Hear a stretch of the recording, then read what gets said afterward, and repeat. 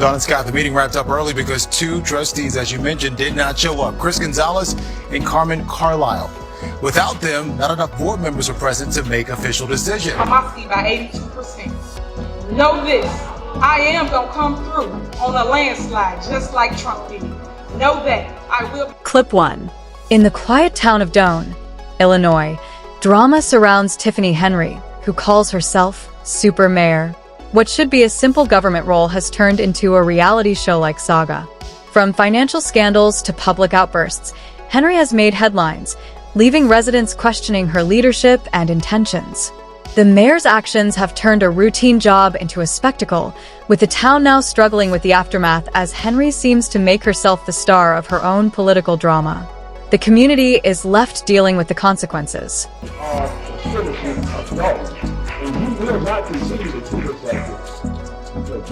Tiffany Henyard, who proudly calls herself the Super Mayor of Dalton, Illinois, is never one to shy away from the spotlight. Known for her dramatic entrances and self-proclaimed title as the People's Mayor, Henyard has turned her leadership role into a personal showcase. Her re-election announcement, made with a theatrical flair on Facebook, declared, "Attention, attention, attention, I am running for re-election." However, instead of generating excitement, her announcement has fueled calls for her resignation. Critics question how she can even consider a second term given the turmoil surrounding her leadership, which has been marred by financial mismanagement, public dissatisfaction, and a growing sense that her focus is more on self-promotion than effective governance. Henyard's time in office has seen a drastic financial downturn for Dalton. When she took office, the town was in a strong fiscal position, with a general fund balance exceeding $5 million. Now, the town faces a deficit of over $3 million, a situation that has left residents in shock and demanding answers. Millions of taxpayer dollars appear to have been mismanaged, and the community is left grappling with the fallout. The investigation into Dalton's finances by former Chicago Mayor Lori Lightfoot revealed troubling patterns, including a $40,000 Amazon spending spree, the purpose of which remains unclear. This extravagant expenditure, along with other questionable financial decisions, has led to accusations that Henyard has treated the town's budget as her personal shopping account. As the financial crisis deepens, Dalton's residents are feeling the effects of Henyard's mismanagement. Vendors have begun refusing to fulfill orders because the town can't pay its bills, leading to shortages of essential supplies in local offices. Basic services, such as road repairs and school resources, are suffering as critical infrastructure continues to deteriorate. The community's anger is growing, with many residents questioning how such large-scale mismanagement could occur under her leadership. Despite these mounting issues, Henyard remains unfazed, presenting herself as a determined leader deserving of a second term. However, the contrast between her confident public persona and the financial chaos she's accused of creating is striking. The lack of transparency and accountability, combined with the growing frustration among residents, has left the town in a state of crisis. As Dalton struggles to recover, many wonder if Henyard's leadership will ever align with the true needs of the community. The fallout from her administration has left Dalton in financial turmoil, and the future of the town remains uncertain under her leadership. Prevented Supervisor Tiffany Henyard from filing a vacancy on the board. So what is going on? Tiffany Henyard's financial controversies are worrying, but her leadership style paints an even bleaker picture. Imagine a mayor who arrives late to meetings, dismisses valid concerns, and turns public forums into heated, divisive spectacles. This is the reality of Henyard's approach to governance. At a recent board meeting, residents waited for over 30 minutes for her arrival, with some mocking her tardiness. "We just sacrificed 32 minutes for someone who doesn't care about our time," one resident remarked, earning applause from the crowd. When Henyard finally appeared, she didn't apologize or acknowledge the delay. Instead, she lashed out at her critics, calling them disrespectful and accusing them of being fans obsessed with her. "A lot of you come to this mic talking about nothing," she said dismissively, adding, "You're talking about Tiffany Henyard. Your fans?" Her condescending remarks stunned many in the room and further highlighted her disregard for the concerns of her constituents. This pattern of behavior has alienated many residents, who feel that their concerns are not only ignored but mocked by a leader more focused on defending her image than addressing the real issues facing the community. The stark disconnect between Henry and the people she serves has turned board meetings into battlegrounds, where citizens voice their grievances only to be met with deflection and disdain. Critics argue that Henry prioritizes her ego over effective leadership, creating a toxic environment in local governance where grandstanding and confrontation replace meaningful dialogue. As Dalton struggles with financial woes and declining public services, Henry's leadership style has deepened the sense of disillusionment and mistrust. The community is left to wonder if she is truly committed to serving their best interests or if her focus is solely on maintaining her own image. Leaders spent the last few days handing out free turkeys ahead of Thanksgiving. But in Fortin Township, the trustees say embattled supervisor Tiffany Henyard's combative approach to leadership has not only alienated residents, but also created tension with members of the village board. Trustees have accused her of bypassing established protocols and making decisions unilaterally. One of the most controversial examples was her recent appointment of Ronald Burge as Dalton's new police chief. The appointment sparked immediate backlash because Burge's state certification had expired, making him ineligible for the role. The Illinois Law Enforcement Training and Standards Board even issued a letter declaring Burge unfit to serve, but Henry moved forward with the appointment anyway, leading to a legal battle and deepening the dysfunction within her administration. Trustees have described Henry's leadership as chaotic and self-serving, with one trustee even refusing compensation from the village in protest. Her controversies extend beyond financial mismanagement and personal drama. Allegations of retaliatory tactics against critics have surfaced. Reports claim that Henry has used her influence over local law enforcement to target political adversaries. Former Dalton Police Chief Robert Collins, who was fired without board approval, filed a lawsuit accusing Henry of instructing him to harass individuals she labeled as enemies. Some trustees have echoed these claims, alleging that Henry ordered police officers to follow her and issue tickets to those who opposed her, using this as a form of manipulation. The dysfunction within Dalton's governance has only worsened due to Henry's frequent clashes with township trustees. Key agenda items remain unresolved, and recently, two trustees, Christopher Gonzalez and Carmen Carlisle, boycotted a critical meeting over concerns about transparency and unvetted agenda items.